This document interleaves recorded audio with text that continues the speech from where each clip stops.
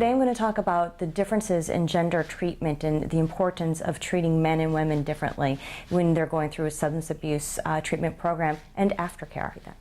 The reason CLARE Foundation started to do gender-specific treatment was because we did a study with UCLA, and it was funded by SAMHSA, where we determined that on basic levels of domain, individual things from like mood to housing, things of those natures, we determined that although men and women equally scored high as being successful after having gone through 6 months worth of treatment, men and women differed in what their overall satisfaction was. Women scored much lower in being satisfied in their treatment. So we were talking with the researchers at UCLA why that might be, and we decided that it was probably because of relationships, that relationships play a primary role in a woman's life, whereas men are more willing to sort of go off and take care of what they need to take care of for themselves in order to then take care of their families and their support systems. Whereas women often feel shamed, ostracized by leaving their family behind, especially if they have children.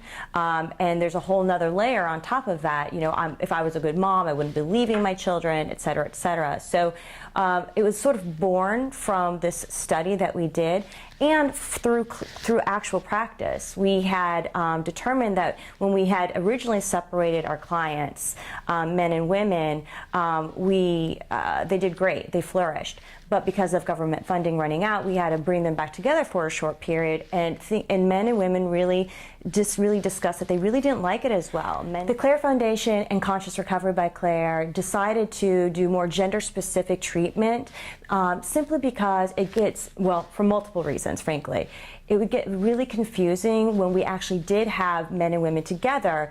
Men didn't necessarily feel as open. They didn't feel like they could talk about some of their own trauma. They didn't feel like they could really engage and focus on their work while they were in treatment. Women, similarly, didn't feel as safe. They didn't feel as protected.